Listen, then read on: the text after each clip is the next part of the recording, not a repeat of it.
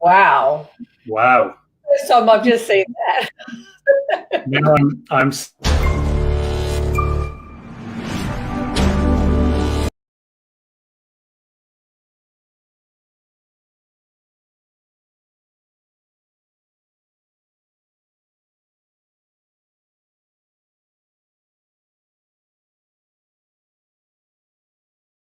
So what I'm going to do is, and hopefully this will work. So I've got water here. I'm going to just simply dip this into the water. Like that. Hang on a second now. Oh, that's after burning my finger. So hang on 1 second. Oh, so it's warm water. Dip it in. I'm going to take it back out. Hot water. Okay. If that goes back to normal, so when it's normal again. Back to normal again. Yeah. So this is what we call memory metal.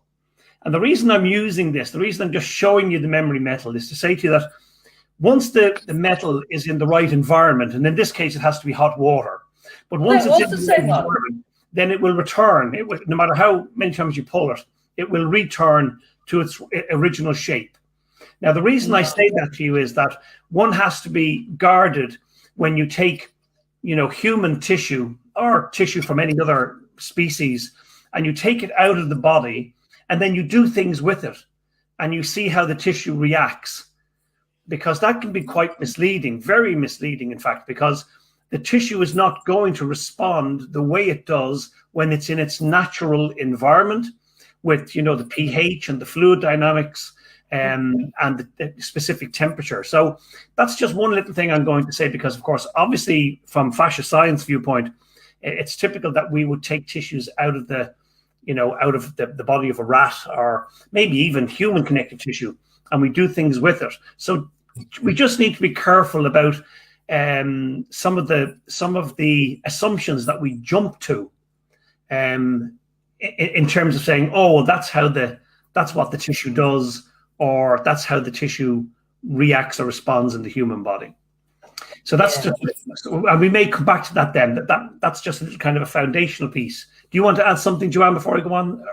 No, well, I absolutely love that example, and obviously I've seen it before. It is the same spring, just to confirm, Paula, that the same spring, and the visual, put it in scalding water and it responds. It's a very powerful analogy for how the fascia is in the human body as a coiled thing that looks to restore. But as John's point is so powerful, that's what it does in the living body. And that means some of the extrapolations we make from tissue samples can lead us astray with how we actually apply it in living practice, which is the key to John's research. Yeah. And I completely agree, because we're not looking at the whole of the body.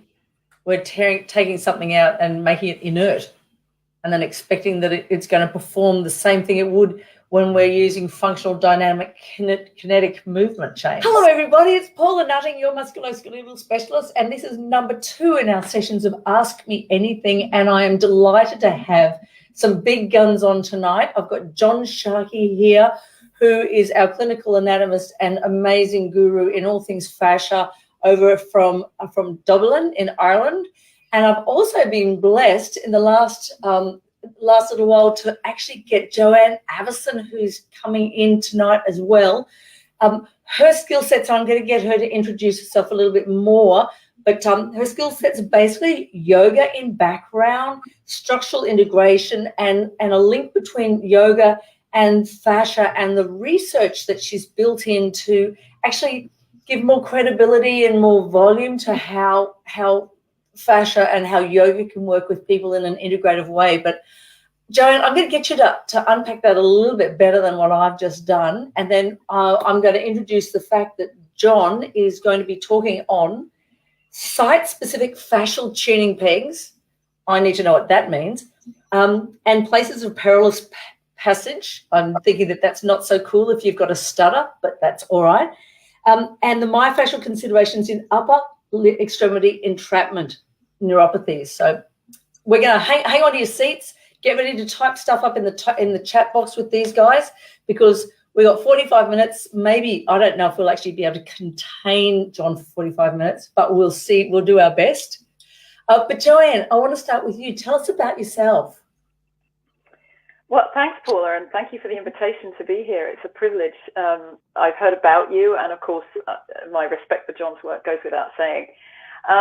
I began a yoga career about 25 years ago after huge difficulties after childbirth, and just went looking for the anatomy that made sense of my experience. To which end I discovered Tom Myers a long time ago, became one of his teachers eventually, and then stepped out into the world to bring yoga forward to yoga therapy and create my own yoga teach training and so on. And then I was invited by Handspring through Robert Schleight to write a book, Yoga, Fascia, Anatomy and Movement, which came out in 2015, and brought together all the threads of my research to try and explain it using yoga as a forum, because I could bring the word spirit in without being thrown out of the lab. It's not technical enough, because I think we're animated beings and our spirit makes a huge difference to how our fascia behaves, but that's my thing. I then met John Sharkey, and I'm on faculty at NTC, I'm very proud to say. And this second edition of my book came out this year, and I'm very proud because I was able to incorporate some of John's research, which really deserves a major airing. So just like in between, it was like, John, could you help me with this? And can I use that picture? And can we do this so that the world gets to know why you need to write the book, but you haven't got time because John's so busy serving the community with his genius, including site-specific fascia tuning pegs, which I've had the great privilege to do the dissection with him and see and reveal, and then apply in practice, because that's John's buzzword. If you can't make sense of it in practice as a therapist, on the mat, on the table, wherever, movement or manual, no point in knowing it. And that's where he lives, and I'm honoured to be on the same page, frankly. Yeah, and hallelujah to that, sister, because therapists, especially in our industry, unless we can apply it hands-on, face-to-face, and get reproducible, effective results, there's no point. There's absolutely no point. Don't forget, guys, please type in the chat box. It's great to see you, Libby. It's great to see you, Di. Make sure that you actually pop in there any questions that you've got. But I'm going to get John to start, because I'm guessing that you won't know the questions until we start having a chat about the research paper that I'd seen that John put to paper. So, John, welcome. Well, thank you, Paul, and it's fantastic to be with you, my friend. It's wonderful to see you. You look amazing, as always. And it's so great to have the opportunity to be able to speak to our Australian friends in the land down under. And I hope that I'll be able to get to travel down that part of the world in the not too distant future. Joanne and myself hopefully are we're heading off in August to the Ohio State University for a week-long dissection course. But right now we don't know what the situation is, and whether we will actually get going, we'll find out a little later. But just real quickly, Paula, how are things in Australia? Well, yeah, it's just we've really dodged a bullet about getting into a second phase. We've actually not hit it. We've had small pockets, but Melbourne's they're into their fifth lockdown. We do these 2-week to 4-week lockdowns. Brisbane, We've had 3-day lockdowns that go to 7 days. But right now it's now in Sydney. Sydney's been banned from everywhere. New South Wales is pretty much banned except for ACT, which is a small pocket in the middle. Queensland, we haven't got lockdown yet, but we're still waiting for the football players to come from the AFL players and everyone to come up through Queensland, and then they'll lock the borders. So it's ridiculous because they'll let people come in. So you could have 10,000 people sitting in a stadium and yelling out a football game and making money, but you won't be able to have a wedding for 150 people.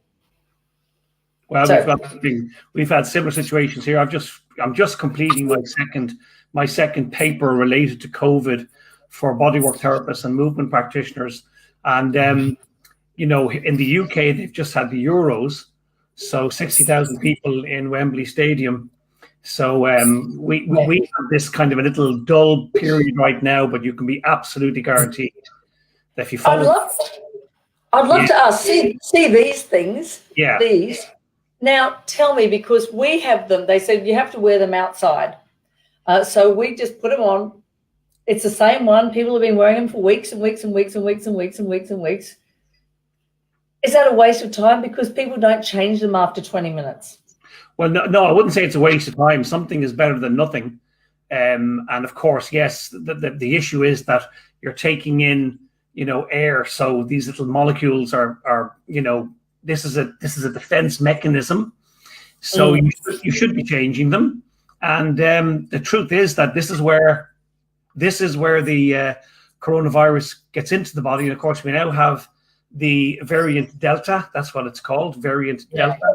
And we also have variant Delta Plus, but variant Delta Plus isn't as ferocious as variant Delta. So really something covering the mouth, if it can be a 3-layered piece of material, that's possibly the best. But anything that covers your mouth and nose is really going to be helpful. And then washing your hands is absolutely helpful. But touch does not spread coronavirus. It's in the air and it's breathing it in. So from a manual therapist viewpoint, if you can have ventilation in your area, and also if you can have air conditioning on, just to perturbate, to punch the air, to move it around, that's really the best scenario. Now, I wanted to start with something. I'm going to just give this a go. I don't know if it's going to work very well. What I have here is a small little spring, you see. So I hold the spring in my hand, and you see if you pull the spring, it recoils, you see?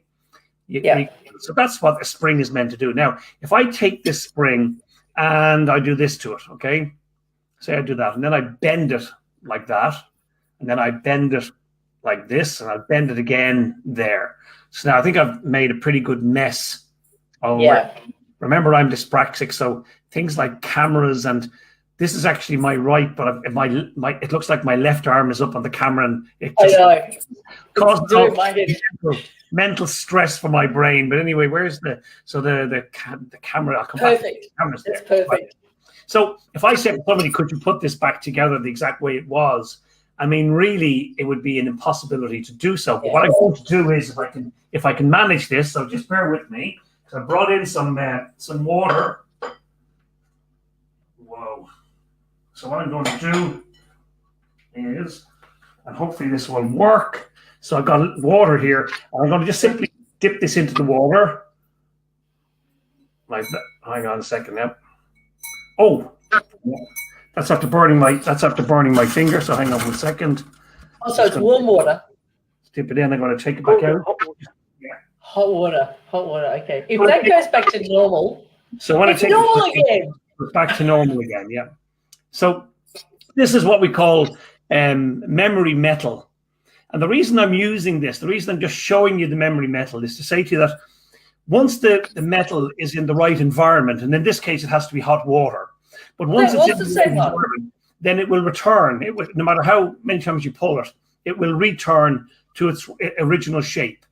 Now, the reason I say that to you is that one has to be guarded when you take, human tissue or tissue from any other species, and you take it out of the body, and then you do things with it, and you see how the tissue reacts, because that can be quite misleading, very misleading, in fact, because the tissue is not going to respond the way it does when it's in its natural environment with, the pH and the fluid dynamics and the specific temperature. So that's just one little thing I'm going to say, because, of course, obviously, from fascia science viewpoint, it's typical that we would take tissues out of the body of a rat, or maybe even human connective tissue, and we do things with it. So we just need to be careful about some of the assumptions that we jump to in terms of saying, oh, well, that's what the tissue does, or that's how the tissue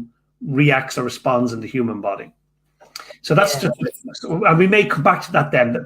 That's just a kind of a foundational piece. Do you want to add something, Joanne, before I go on?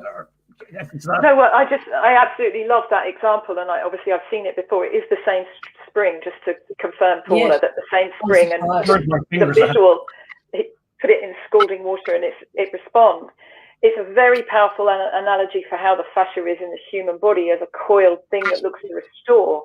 But as John's point is so powerful, that's what it does in the living body. And that means some of the extrapolations we make from tissue samples can lead us astray with how we actually apply it in living practice, which is the key to John's research. Yeah, and I completely agree, because we're not looking at the whole of the body. We're taking something out and making it inert, and then expecting that it's going to perform the same thing it would when we're using functional dynamic kinetic movement chains. So exactly, and of course you talk about the Chapman's reflexes as, you know, and that to me is core as well. They're so important. In fact, the nervous system, I talk about hierarchy in the human body.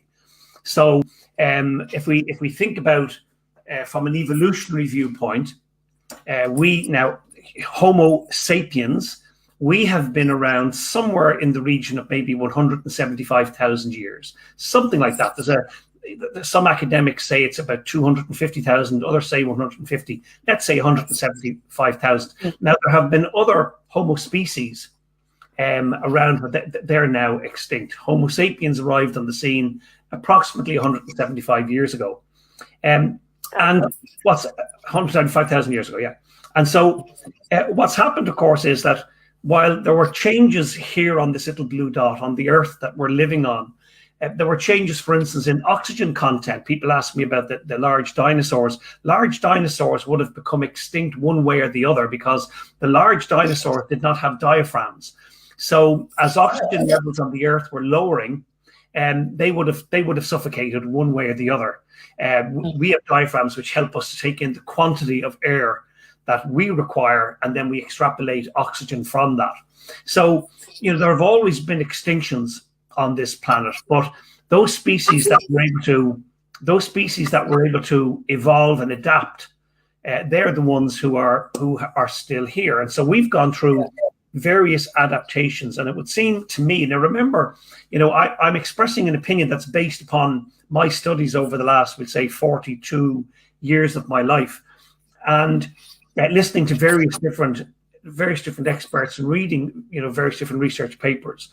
And so we have made changes in terms of our anatomy and morphology and so on.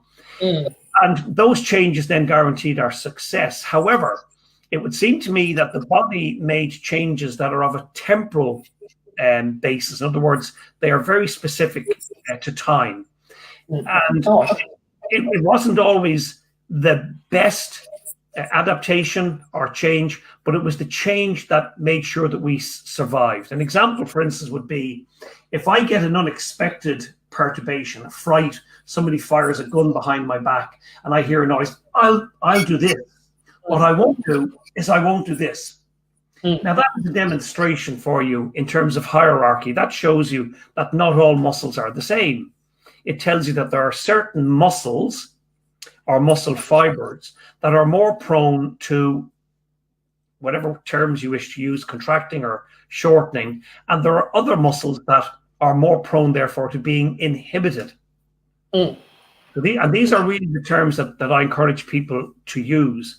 And there are times when you know, let's keep it to humans, Homo sapiens, there are times when perhaps, you know, it might not be as gross, it might not be as big a movement. So let's just say a small number of fibers go into, you know, spasm or contraction, and then they don't come out. In other words, doing this is fine, and then you eventually come back out of that. But there are times when somebody experiences an insult or an injury, and they will get this. So it could have been, for instance, that there was a tear in tissue. How are your muscle fibers going to help you if there's been an injury or an insult to an area? Well, the only thing that muscle fibers can do is to contract. So therefore, they will contract. Now, why would they want to contract? Well, we could surmise that they're contracting in order to create a splinting. We don't want any excessive movement taking place because there's a tear, and we don't want to make the tear worse. So perhaps the spasm is there as a protective facility while healing takes place. Now, muscle fibers are red, predominantly red in color. I mean, they obviously change color depending on fiber types, and there's all sorts of fiber types, type 2M, type 2X. We've all manner of fiber type in the 21st century, but ultimately they really can be explained as type 1 and type 2 fiber types. So they're red or they're whitish or pink, somewhere in the middle, but they're very well supplied or serviced with blood. So they heal quite quickly. However, you can be left with this spastic activity. Why would that be the case? And that can last for a lifetime. It could last a year or a lifetime. And it requires a qualified therapist, knowledgeable, to come along and to offer feedback to say, you don't need to be in spasm anymore. You're okay. You can let go. The healing has taken place. And you think, well, why does the body not know that? Why is the body not intelligent enough to know that? Well, the body's not perfect. We may think the body is perfect, but the body's not perfect. And it's a funny thing, you know, I say this to people, that you see a girl, you know, when you're younger, and she's got a little twist in her eye, or she's got a crooked tooth, and that's what you fall in love with. You fell in love with her crooked tooth. So the imperfection is in fact what makes her perfect, or vice versa if it's a girl and a boy. So it's a funny thing how, you know, an imperfection is what makes something perfect. But I hope you get that meaning that, you know, some of us have crooked teeth. I've got a few crooked teeth. You know, there's nothing perfect about the human body. No, we age. That's a perfect example. That's at a cellular level. We can't produce the same cells at exactly the same. You know, we all age gracefully. Most of us, some of us disgracefully. But that's the same as that. The fibers. It's a perfect example. I'm not a great lover of the aging. I think the aging is definitely not for the meek. Anyway, we just get on with it, don't we? We just have to get on with it. What we do? What choice have we got? But I fight it. I do fight it. I'll tell you that much. Okay, so that's another kind of a premise or foundation that, you know, the body is, if you want to look at the body as being perfect, brilliant, it is perfect and it's wonderful, it's beautiful. But at the same time, there are flaws. If I was designing the eyeball, I would design it completely different to the design that we currently have. Our photosensitive cells are facing the wrong direction, and there's a whole host of other little things that if I was, you know, designing the eyeball, I think I would do a better job. So that's just from an anatomy. God, John. Oh gosh, no. Oh, gosh, no. You see, but that's just it. The point is that it's from an evolutionary viewpoint. I mean, we have a nerve which runs down here, you know, in the carotid sheath, which we call the vagus nerve. It runs down on both sides, and what it does is it runs down into the mediastinum here, into the thoracic cavity, and then it runs under the great vessels of the heart, and it runs back up again to innervate your vocal cords, your voice box. Now you would think to yourself, well, why does it not just come from the brain? You know, why does it not come from the brain and just go directly to the voice box? You know, why does it take this big route all the way down to go underneath the great vessels of the heart and then come back up again? And that's, again, from an evolutionary viewpoint, because, you know, this nerve is hypothesized to have innervated the gills.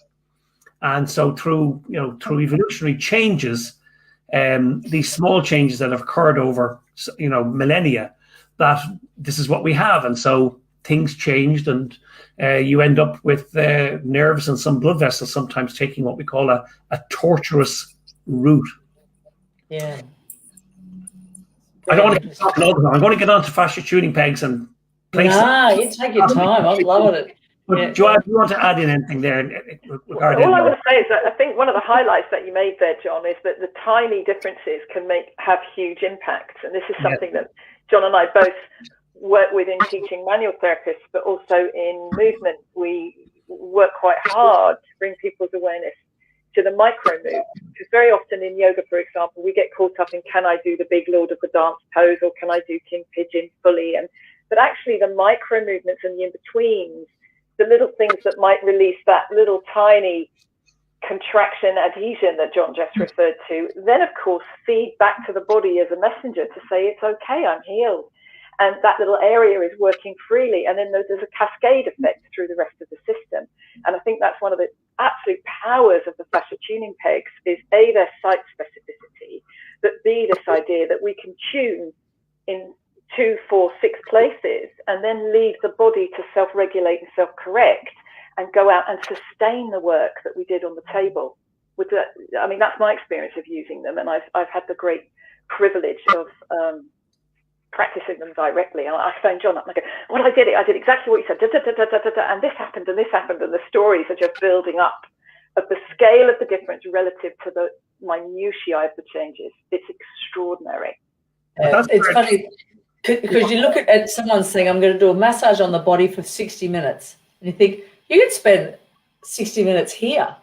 Like you can, like to sit there and say, I'm going to do the entire body without considering what the body needs at a cellular level and a tissue level and a restriction level and a postural versus phasic movement patterns. And like Larry Jones talks about strain and counter strain or positional release techniques and all those things that just, that small spasticity that the tissues hasn't worked it out. There are ways for us to go, let's facilitate that to happen so that the tissue then goes, or the neural loop goes, I can relax now. I can actually release that now because either it's the antagonist that we've facilitated or whatever's happened, we've changed that inhibitory facilitated model, and then the body goes into homeostasis. Yeah, and it's a funny thing. I mean, Lawrence Jones actually stumbled upon, this kind of neurological facility. I presume you know the story, Paul. He had a patient in who was suffering with low back pain, excruciating low back pain. He'd been treating him and nothing worked, absolutely nothing. And on one occasion when he was treating him, the doorbell rang and another patient came along. He had double booked. He had made a mistake. And so he basically brought the other patient in, came running back into this guy and said, look, let's just get you comfortable, or as comfortable as we can make you. I've got to treat this other person. And so he just positioned them to the place where the guy said, okay, I'm okay. The pain's dropped down. And he said, okay, you okay there? Can I leave you there for a few minutes? He said, yeah. And he went away and he treated the other patient, and then another patient came in. He actually forgot about this guy. And he kind of went, oh my goodness, I've got this other guy waiting in one of the clinics. Went into him and he was asleep, and he woke him up and he made him get up very, very slowly. And when he got up, his pain was gone.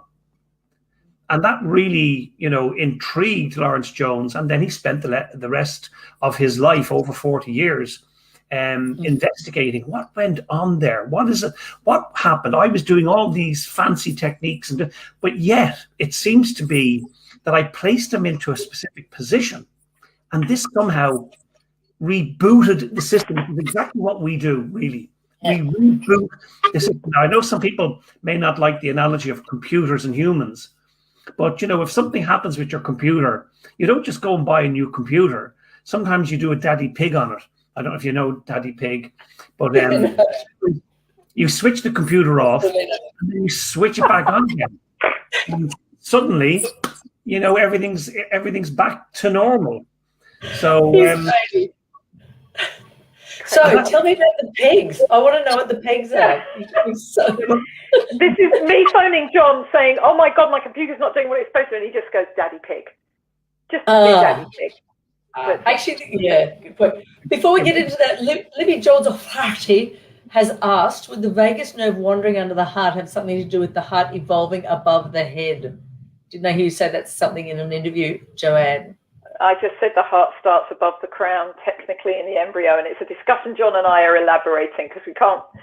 But yes, I think I think that's fair to say, to describe it the way you describe it, Joanne. No. Well, it's the heart, the cardiac cells, the immature cardiac cells, the pre-cardiac cells, if you like, the pre-formants of the heart. I know there's no such word, but pretend there is. Start above what's going to become the crown, and the growing crown pushes the heart down to a place opposite the position it would have as the fourth chakra, and then the fifth, sixth, seventh grow up from it, and that is what John is talking about. That would have been the gills, would have been part of that in an animal, and so the vagus nerve, through evolutionary development, has copied this route so that we can then stand up, which leaves it in this very fast-track way of saying tortuous routes. But yes, they are. And also we have something called the septum transversum, which starts in the neck. It starts in buccopharyngeal, and then it migrates down here. So you end up with a nerve coming from your neck, your phrenic nerve, that ends up innervating something down here, which is your diaphragm. So embryology is fascinating. It really explains quite a lot. But okay, so the fascia tuning pegs. I mean, I want to make it clear as well, by the way, that there are many people who are looking at the body in a similar way as myself and Joanne, in terms of, explaining the body using nature. One of our kind of heroes is Leonardo da Vinci. And Leonardo da Vinci was a wonderful painter. He considered himself first as a painter, and then his second love was music. And he felt that he could actually explain things using music. And so that's really what the fascia tuning pegs is about. So almost every fascial structure, or myofascial structure, or viscerofascial or osteofascial structure in the human body can be seen as a tuning peg. However, we'll keep coming back to the point that I've made at the beginning, which is that there is hierarchy in the body. So each tuning peg is providing, perhaps a specific note. And if you were to listen to an orchestra and somebody was playing a string instrument and one of the strings wasn't tuned properly, well, for instance, if you were, what's your man's name who eats people? What's the movie? Silence of the Hannibal Lecter. Yeah, Hannibal, if he was sitting in the audience, you're in trouble. Because I don't know if you remember seeing, I think it was the third Hannibal Lecter movie, but he was at a concert and he was listening, and somebody was playing a violin and was hitting a dissonant note, and he ended up cooking him because it irritated him. So dissonant notes in the human body are basically where tissues are perhaps either hypertensive or they are inhibited. Now, this is my first time to use this particular this particular method. I usually use Zoom. So what's it called again? StreamYard. So I don't know if I can share images. I can see the share button there. So we'll have a go at that in a moment. But so yeah, let me try that actually. I can. If I hit share, is that what I do, Paula? We'll find out. I'm just going to jump in and see if Lloyd knows. I think that shares. Does that share your screen, John, or does it share your? No, it shares the screen. So, okay, so I like to open your computer screen. Yeah, open system. Yes, cool. I think that's good. So let me see then if I can go down. Screen share. Let me just see. You tell me now if you can see this. Can you see that? Okay, that's really not what I wanted to show you. But I'm going to move through. So that's an interesting image, by the way. Just since we're passing it by, it's man as machine. And that's really the way people view the human body. And we want to try to move people away from viewing the body as a machine, man-made. You grew yourself, you built yourself embryologically, and so you didn't need somebody to put bolts and screws into you. And therefore, we need a different way of explaining, how we came about. Let me just see. I'm trying to find an image that I'm trying to share again. Lois saying, hit the share button again, John. Really, I've got to come out of that then, do I? Okay, that's helpful one way or the other, because it's going to help me to find what I'm looking for, which is that. Okay, so hit the share button again. I will certainly do that. And then it says share. Yes. Oh, I'm only getting your smiling face. Okay, let's do it. I'm only seeing you, John. Okay, so share screen. Screen sharing is easiest with two monitors. Okay, but share screen. Yeah. So that should be it. Am I right? Can you see that? We'd love to say yes, but we'd be lying. Video file, share screen. Yeah. No. You can't see that. No. No. Okay. Well, look. Let's try. A book? Pardon? I don't see any screen from my end. Yeah. No. Lois saying that she can't see anything from her end either. Okay. No problem. She needs to accept it. So she's just going to accept, and then you'll be able to jump in. Technology, huh? I know, exactly. So, Lloyd, if you just tell us when you've accepted it, if John's he's hit the share. Thank goodness for these amazing people who are always in the background. And she's a gem. Boy, we love you. She's my angel. So, Joanne, sorry, can't do it she can't see it from her end. Okay, well, look. Let's just make the point anyway. That the point basically is that here in the upper limb, just here. Oh, this way. Yep, perfect. So we can see biceps brachii, my massive one here.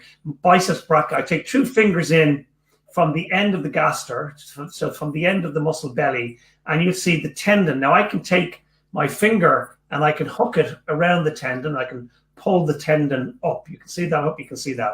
So there's my finger around the tendon. You see. So tendons. It makes good sense that tendons are compact and dense, and therefore one can see that they're going to play a role in exchanging forces from one place to another. That makes good sense. But just here, and you'll see it in the paper, the site-specific fascia tuning pegs, because that particular paper was specific to upper limb. And so for those people that have got the paper, if you look in the paper, you'll see this tissue that's here called lacertus fibrosus. Now, lacertus fibrosus just really looks like it's a very translucent connective tissue. You'll see in the image that I have my, I think it's a hemostat underneath, and you can see the hemostat through the connective tissue. It is that translucent, and it just looks so delicate. And you ask yourself the question then, well, then why is it there? Now, in the past, in anatomy, we would have looked at some structures and we would have thought, well, they don't really play any great role. They can just be taken out of the body.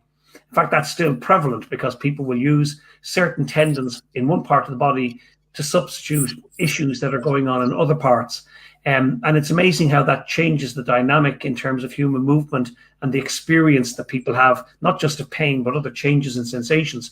But this tissue is hypothesized running across here, coupled with a muscle that starts here and runs all the way down to your wrist. So if you make a fist and you do this, you might see a tendon popping up almost in the center of your carpus, but it may be slightly off center. So Paula, I can tell you, you do not have one. Let me see your, okay, so you do not have one in the carpus. It looks like you do not have one. And that would be palmaris longus. So what about the other hand? That was your right, I presume, okay? No, okay, so basically what's happening is you're, okay, you may have, and Paula's one though is much more onto the thumb side. Can you see it? But can you back to, on your thumb side? So it's rising up through the skin. The reason it's rising up through the skin is because it doesn't go through your carpus. It lies the carpus. There it is. Yeah, there it is. So rather than running through the center, yours is actually coming more to your thumb side. And that's fine. That's just your kind of idiosyncrasy. But there you go. Should we be proud of them, John? Can we boast our special? Which I don't know. I've got 3. Well, what they do, what is hypothesized is that let's take palmaris longus. What's the point of palmaris longus? People take palmaris longus, surgeons will take palmaris longus out of the body and they will use that for some surgical repair elsewhere in the body, because the way people think about it is that's not really necessary. They don't really know what its function is. It doesn't have a particular function. Well, the hypothesis is, of course, that this actually feeds in to the aponeurosis, the connective tissue in the wrist. Kind of that be important? Because you have neurovascular structures running through the carpus, which is that kind of a shape, that kind of a shape, you see, and they run through like this. So if you get excessive compression here, then the compression will push down on the median nerve, and then you'll end up getting pain, in these fingers and half of this digit, half of this ray. And so that's the role, that the hypothesis is that's the role of palmaris longus, is to create lift. It's to create expansion. So it takes the pressure off the median nerve. Lacertus fibrosus is also creating expansion in this area, which is the arcade of Struthers. And the arcade of Struthers expanding takes pressure off the ulnar nerve and other neurovascular structures. So if tissues such as lacertus fibrosus and palmaris longus, or other tissues, which again I mentioned in the paper, we have a small muscle right on the midline of the head here, which is your rectus capitis posterior minor. And again, people say, well, what's the purpose of that muscle? Because it's so small. But yet when we look at these structures, when we look at them from a histological viewpoint under microscopes, we discovered that they're very, very different to tendons and other connective tissues in terms of the makeup of sensory apparatus that they have. And so it just makes sense that they're playing unique roles, not just about moving the head, but giving feedback. Now, in terms of rectus capitis posterior minor, you'll see in the paper that what we did was we did a cross section, so sagittal plane incision, and then we plastinated these sections and put them into glass pots. So this is called P45 plastination. The beauty about doing P45 plastinations is that we can then put light behind them, and you can look at these and you'll see the fascial continuity as it makes its way from rectus capitis posterior minor. Rectus just means straight up. Capitis, capital, the head, being decapitated, losing your head. Posterior to the back, and minor means it's a small one, and there's a major one, which means it's a big one. But these fibers are running in continuity with the dura mater, which is the covering of the spinal cord. And one of the things we didn't actually mention in the paper was that we also found these connections going through small little perforations in the skull, small little foramina in the skull, and also attaching onto the dura mater in the intracranial tissues. But we didn't write about that, but we were talking about the myodural bridge. And so what's the purpose of that? Well, the purpose of that, we estimate, is that with this muscle contracting, it's actually creating a hydraulic effect for the movement of cerebral spinal fluid. And also, when you move your head and neck, it pulls on the dura to ensure that the dura doesn't, convolute, like my top would say. Oh, you can see that, the little convolutions, so that it doesn't convolute and therefore put pressure against the spinal. Yeah, Joanne, you've got a piece of paper for you. There you go. So that'll be convoluted tissue. Come back more into the center, Joanne. Maybe there we go. Beautiful. So they would be that would be convoluted tissue as opposed to the tissue being straight. So if you pull both ends of that would take out the convolution. And really, that's what part of the role of rectus capitis posterior minor is to ensure that the tissue doesn't convolute and therefore put pressure and impinge the arachnoid and pia mater of the spinal cord. So all of a sudden we're looking at muscles in a fresh set of eyes, and understanding that it's not just about ambulation and gross movement, but they're all playing a role, offering what I'd say are notes in terms of orchestrated movement. So Joanne, I know Joanne's biting at the bit to say some things. Yeah, I'm dying to hear Joanne's, like, some of the things that you do. Like, how do we apply therapy? Well, in terms of movement, Paula, where this work is so beautiful is in self-awareness, in self-sensing, what we would call the limit of the innate integrity.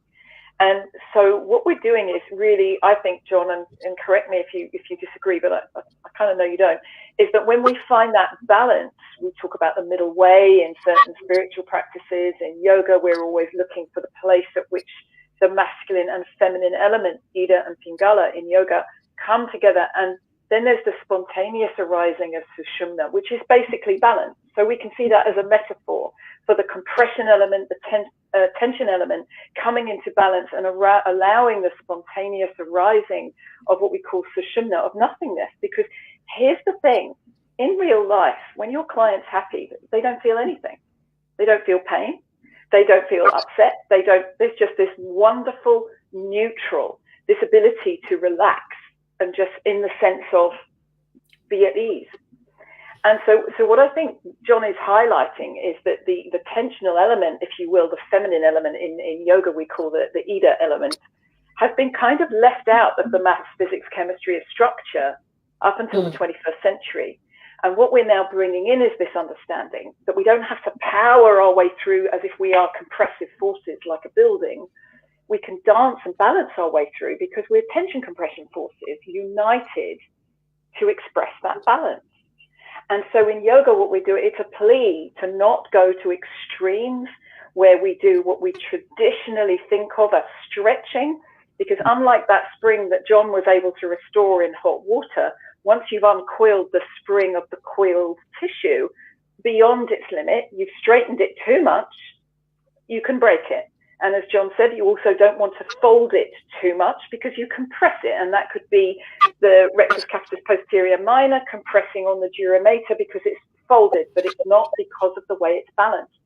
And when you start to explore this with each of the site-specific fascia tuning pegs, and I'm telling you now, anyone who's listening, if you get a chance to study with this man, just take it.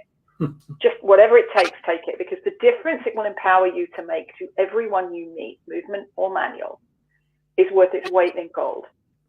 The stories, I mean, I can't even tell you.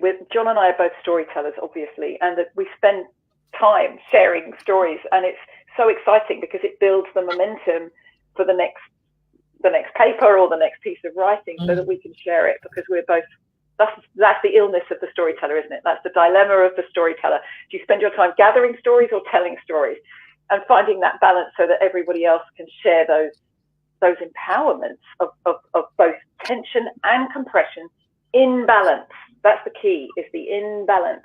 And some of our movement ideas are very stuck in things like stretching, which is actually taking something beyond physiological range. You don't want to do that either, but you don't want to crush it too much, which is taking it in the other way. We're just looking for this middle way again. It's the spirit. And remember, the body. Can we overstretch? Sorry? Can we overstretch, Joanne? Is it possible for the body to I don't like the word stretch, Absolutely. but is it? No, me neither. Well, first of all, what I'd say to you is this. Think about every physiological metabolic facility that the human body has. When you eat food and it goes down the esophagus into your stomach will expand. So that means, if you're using the word stretch, it could mean, you could say, okay, so that the stomach is now stretching. That is the precursor for the body to know that it needs to now start contracting the stomach in order to aid digestion. If you are going to urinate, then the bladder expands. So you could call that a form of lengthening. And in human movement, all human movement begins with an eccentric motion. In other words, you go to lengthen the body, and the body responds to lengthening by contracting. That's what it does. So when you lengthen a tissue, any tissue, keep in mind that what the body's reaction to that is, it's to contract. So for those people, for instance, who are doing a single leg hamstring stretch, what you're actually doing is an isometrically held eccentric contraction. Yeah, have to. That's Most right. people don't view a stretch as being that, but that's what it is. So now you've got two opposing forces. You've got the body desperately trying to shorten the tissue while you are desperately trying to lengthen it. Now, one of the issues, we won't be able to get into the detail of this today, but the issue therefore is, I say that you are really forcing an agenda on the body. So really, in the human body, from a molecular level right up to the structural level, nothing is really lengthening or stretching. But what you're actually doing is even down to the collagen fibers, because Joanne has a nice little model to help. But even with collagen fibers, what you have is what I refer to as redundancy. And all you're doing is you're taking out the redundancy.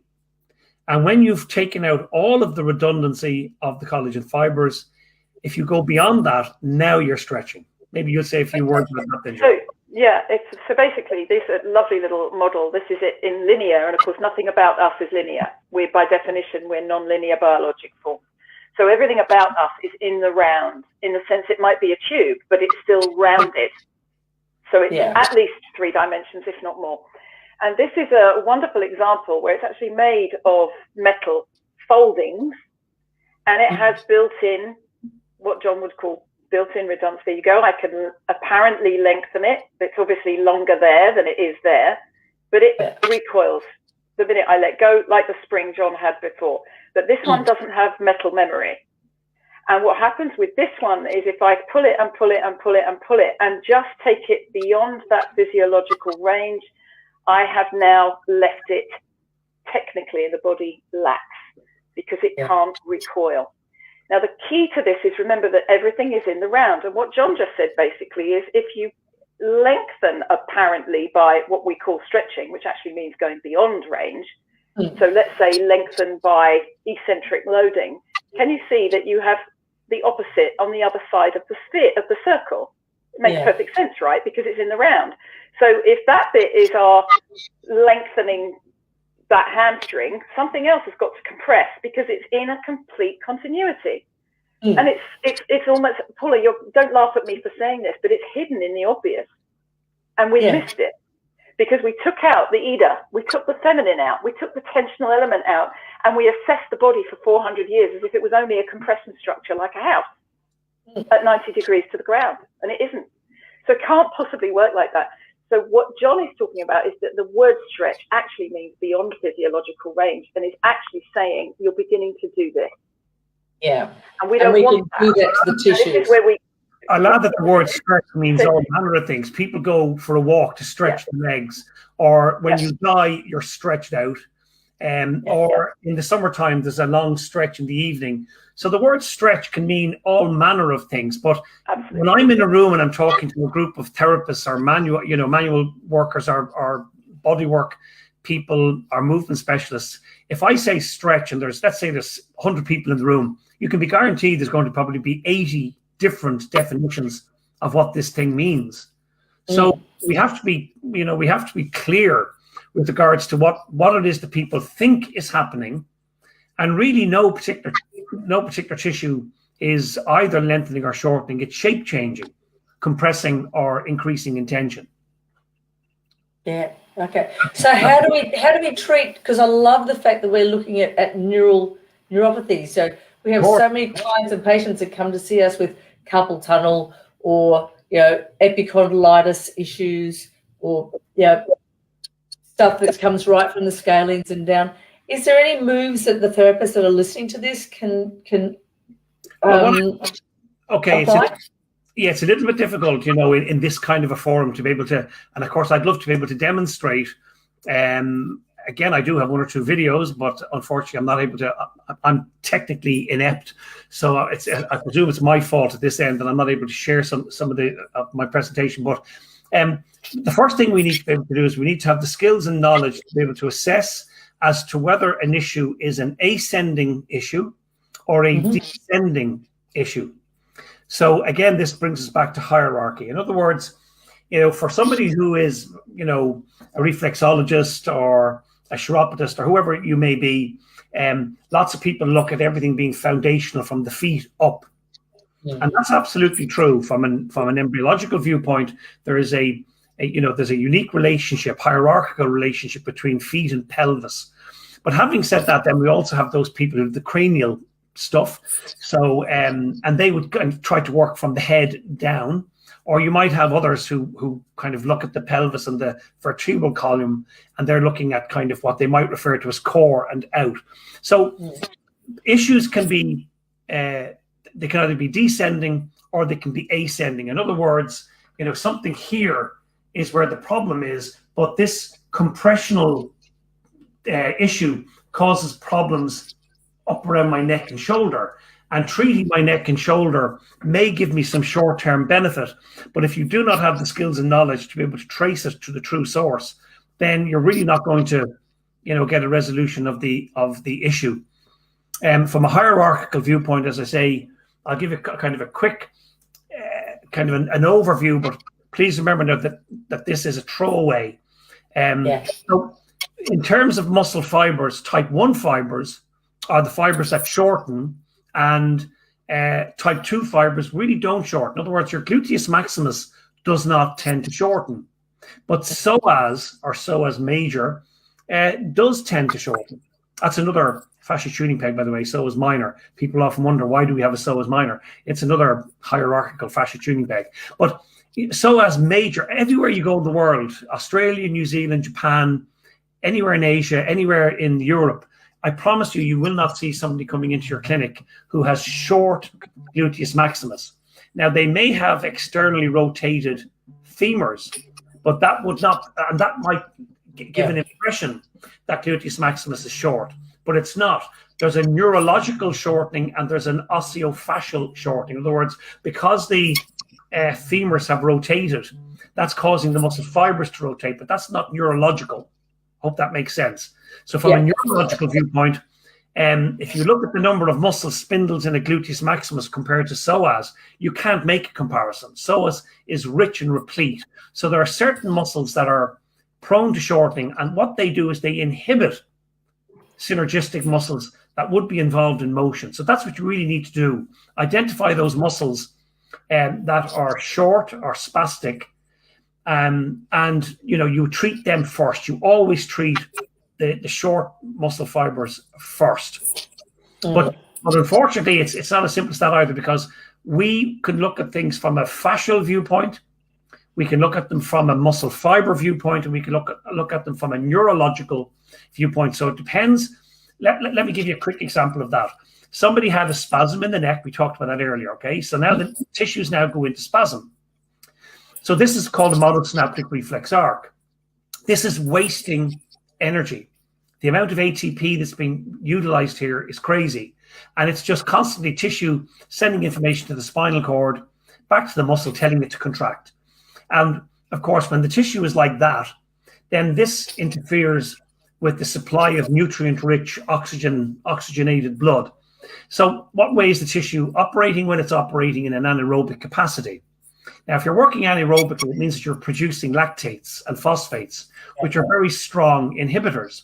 So why does the tissue not inhibit? Well, generally speaking, you reach a point where these tissues, let's say there's a conversation going on in the brain, and the tissue basically says to the brain, listen, we've got spasm going on here, but we're going to have to let go because we're becoming inhibited. And the brain says, well, no, you can't let go. We've an injury down there of a problem, and I need you to stay contracted so that we can safeguard this area. And the tissue said, well, look, good luck to you, but I have to become inhibited fairly shortly. And then another little voice comes out and says, hey, guys, I hear you need some tension in that area. Well, I can provide tension, and I don't need ATP, and I don't even need a nerve signal. And you think, what? How can you possibly have that kind of a facility? And they are myofascial trigger points.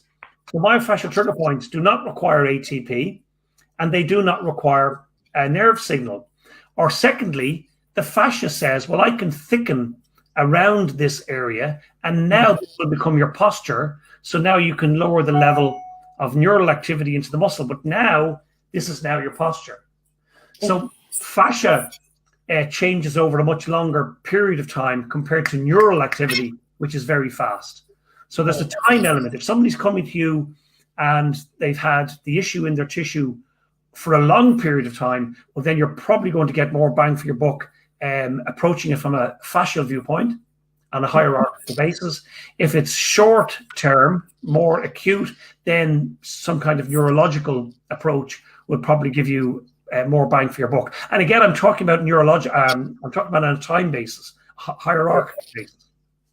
Yeah, which makes total sense. That as most therapists, the length of time and your history taken will depend on what techniques you use, and some of those lovely sustained myofascial slow movements. I suppose are something else. Yeah. It's hierarchical. It's not that you won't use the other techniques; you will do, but it's just it's the phasing or the sequencing, and that's really important. So if we can understand what's going on, and this is I suppose a new way of just thinking. It's not that you're going to change your techniques, but you may change the sequencing of those techniques.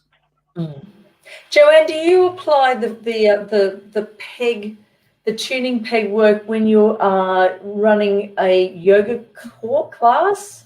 Like, do you get people to self-work? Can you give us an example or give us some feedback absolutely. on that? So, for example, one of the things we would do with older people is work on the feet and the ankle retinaculi. So we start off a class with getting them very, very gently to work on their own feet, one at a time. They do one foot, massaging the foot very gently, working around the ankle tissue very super gently. They usually get quite surprised the scale of the difference that tiny micro movements and micro touch can do for themselves. And sometimes just giving their feet attention is so new that it's it elaborates a cascade of excitement. And then we even try and get, just for fun, if it's movement, to get people to move their toes individually, just the big toe on its own, and then up and down, drumming the toes and things like that. And that can really change. It's actually, it's not positional release, but it sort of is from a movement point of view. There's been a name for it. But they don't know this necessarily, but it's reanimating the pelvis and the sacrum and the organization of the lumbar spine. But it's just sending really gentle messages, and the class thinks they're all giggling as to whether somebody can move their big toe on its own or not. But actually what's happening is they're animating this ankle retinaculi, and which has a similar role to what John was describing in the upper limb. And what happens is we just do one side first, and we get everybody to stand up and just experience how a simple movement like swaying forward and back, what generally happens, it's different for everybody and unique at the time, but what generally happens is people find they can rock forward and back, and the side they've worked doesn't grab to grip the ground. It doesn't react so fast. It doesn't neurologically go, oh, I'm going to fall over. It just very quietly moves more easily than the other one. It responds more deeply. And then we do the other side and we match them. And my experience over decades with older people, and it included for many years my father from his late 70s till he was 89, coming to the class. And just, sometimes he would say to me, I fell over. He came back walking my dog one day, covered from head to foot in mud. I was like, Dad, what happened? And he went, oh, I fell over. You know how his expression, he fell over, isn't polite, so I won't say it. And I just said to him, but are you all right? And he said, yeah, of course. I do my yoga every day. I practice tree pose when I'm doing my teeth. I keep my ankles nice and supple. I'm fine. 87 years old, couldn't care less, but he'd fallen because his whole body bounced. Because these antennae at his ankle, these site-specific fascia tuning pegs, had given him the appropriate feedback mechanism to relax rather than frightened and tense. And he just... so the fright and flight. You calm the fright and flight. You calm that vagal stimulation, and people learn how to land in a beautiful fashion, I suppose, versus they just don't fret, Paula. They just don't fret. Yeah. We build in the reflex. Those retinacula in the feet, for any therapist, I mean, it is really worthwhile spending a couple of minutes using the spatula of your thumb and fingertips and just do some compressive effleurage, circular motions, nice and gentle. That compressing draws fluid into the retinacula. And again, the retinacula is a little bit like the lacertus fibrosus. You think, what's the purpose of this connective tissue in the foot? Why is it there? And again, when we look at it histologically, we see that it's replete with sensory nerve endings. So what it's doing, of course, is it's providing information, body-wide, about where you are and where your foot is in time and space. And oftentimes when there's an injury or an insult, particularly in the lower body, then the retinacula tends to dehydrate and tends to, I call it a quick drying cement.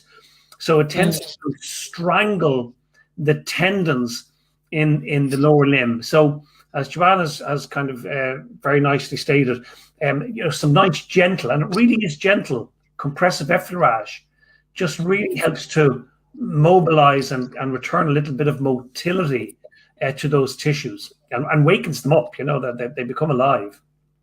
It reminds me of Qigong, just that beautiful fluidity of movement. When you think about what happens at the ankle joints and the wrist joints and the elbow joints, everything is this gentle balance, and it's full extension and flexion of all the joints through range.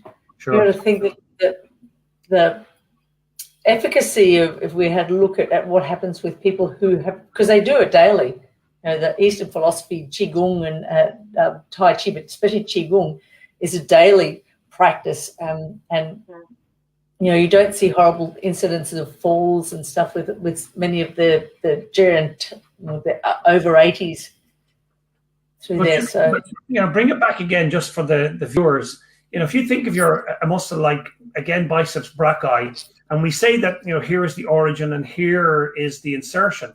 How do you make an origin and insertion go further away from each other? If I hand out students, if I hand them out a cloth measuring tape and they put the measuring tape here, they run it all the way down to here. Then what happens when they do this is that the measuring tape stays the same length. The measuring tape does not change length. So this notion in your head that you're shortening or lengthening, well, what are you short? You'd have to dislocate or break something in order to truly. Now, if you say, well, what about the muscle belly? Is that some, because you can see it gathering up and you can see it doing this. So then you have to ask yourself, well, what's happening with that? What's that about, John? Why is it doing that?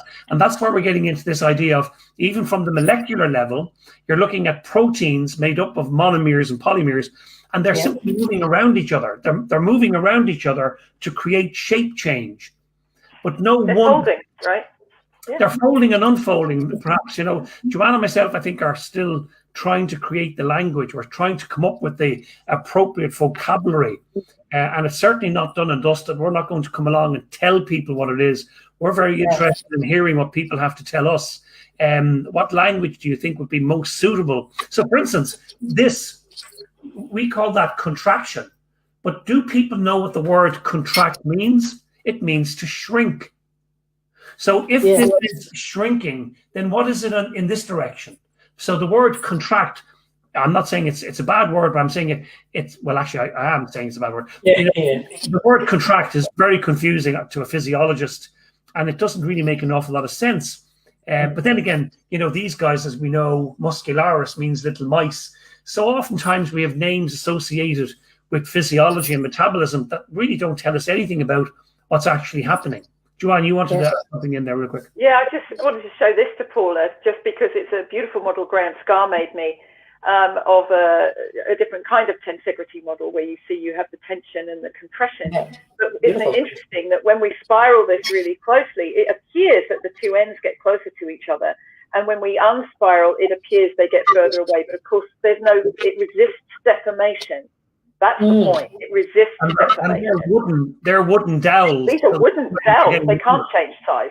I mean, crazy. But it's the geometry, it's the architecture that shapeshifts and gives the impression.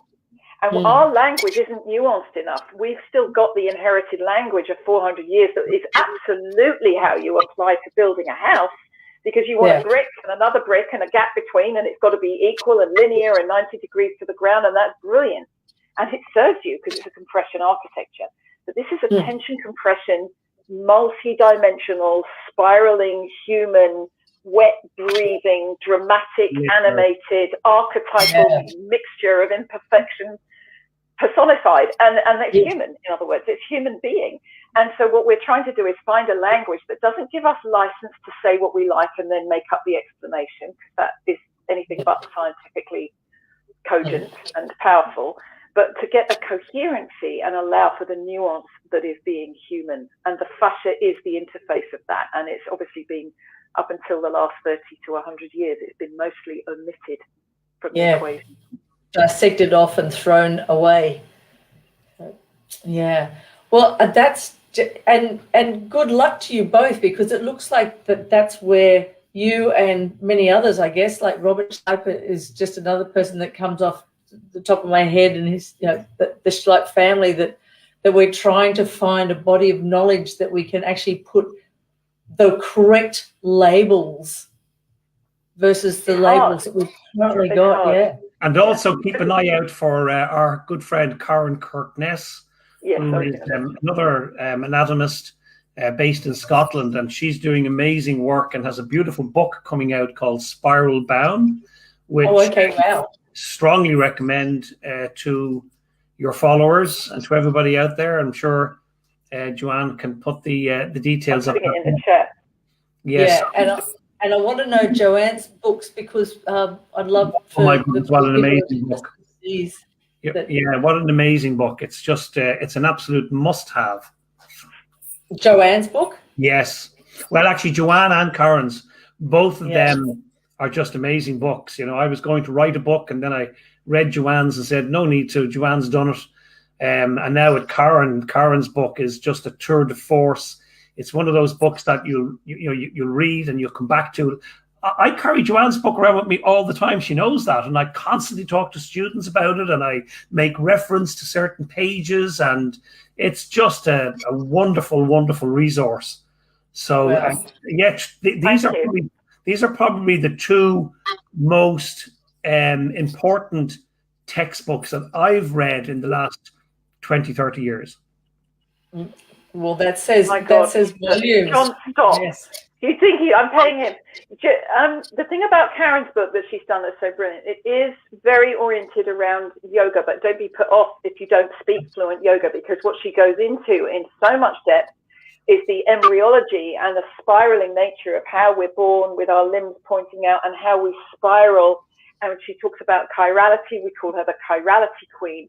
And if anybody's really interested in how the fascia at the minute level, of the microscopic level of its spiral nature, she is an anatomist. She's also a master of arts in anatomy arts. She paints muscles on bodies to have her students get it. She's just wonderful. And the three of us have, when we nerd out. I've got one skill. These guys have like multiple skills. Oh, stop, John. That's not true. You've got exercise physio. John's got more master's degrees than you can spell. Anyhow, the thing is that what she's done is she's made it real in the classroom, and she's given us a proper bridge with what I call kosher biomechanics and anatomy, but she's translated it into the spiraling so that we can actually make sense of it in motion. And it's put her and John together, and I mean, you don't need anyone else, frankly. Yeah, well, we want to get the three of you together, I think. You need a triad, of course you do. You can't have two. You have to have a holy trinity that's mostly women, just saying, Paula. Brilliant. That's what I love. That's when he was talking about God. I was going, well, I've always said that it was a she, but I mean, if John's like... Yeah, I think it's a she. Yeah, exactly.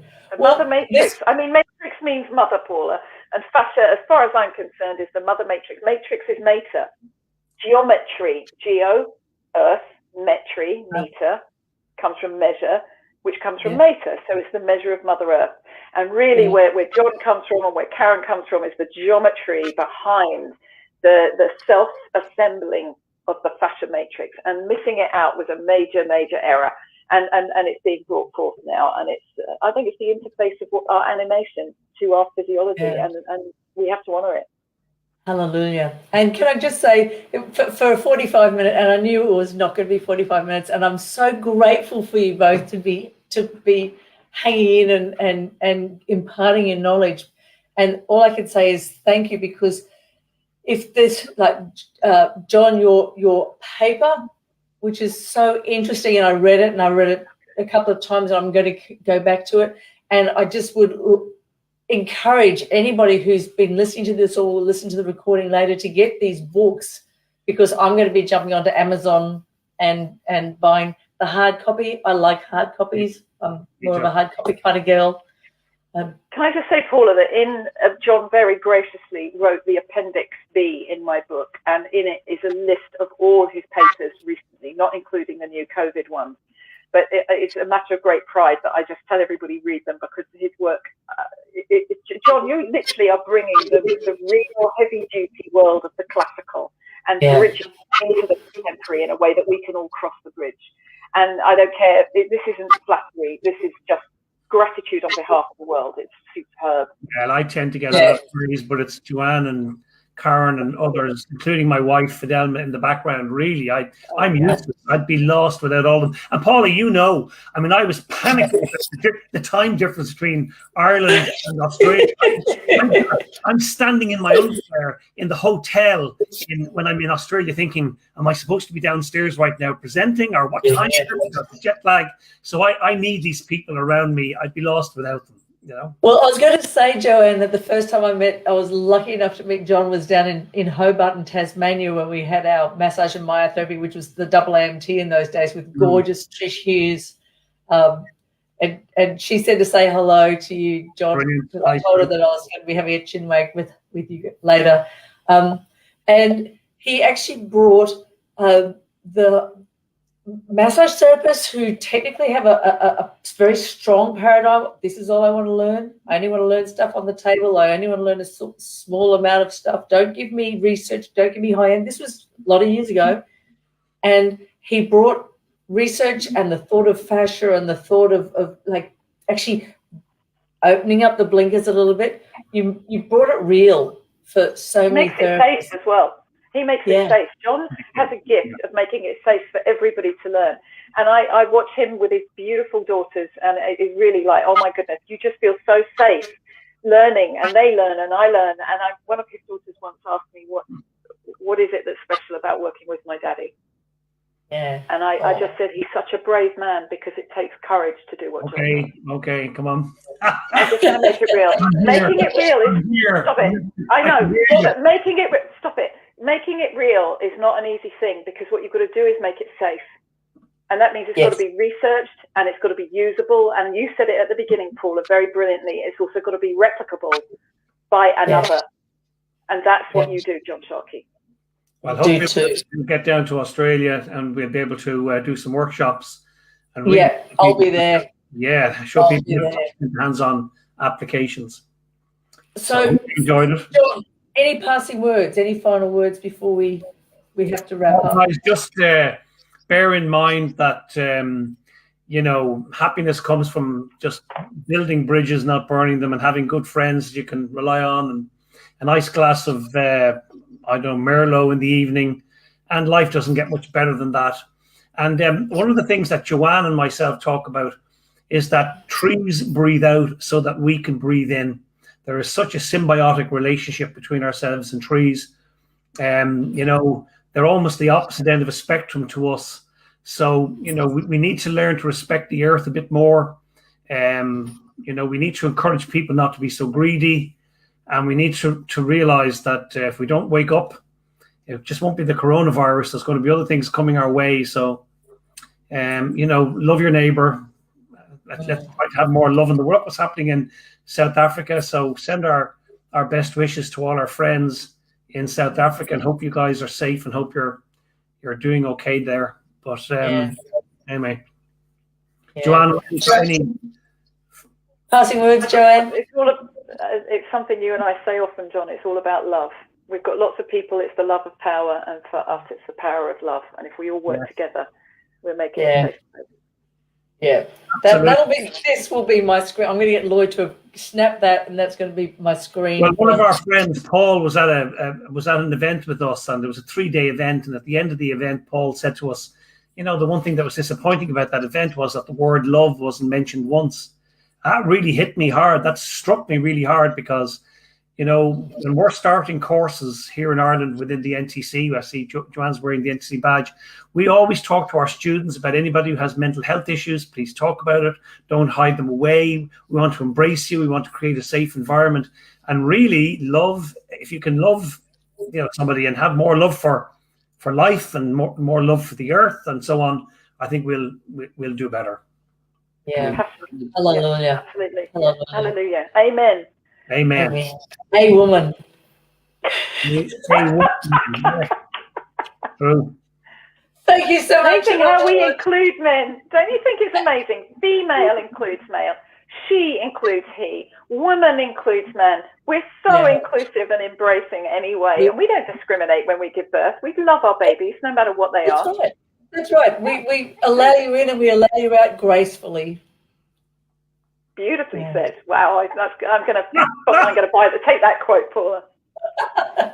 Well, thank you. I love you both from the bottom of my heart. I end by saying, I know which side my bread is buttered, or which side my bread has Marmite, maybe. Okay. Oh, no, Vegemite. Vegemite, sorry. Vegemite, yeah. And as you know, happy wife, happy life. Yeah.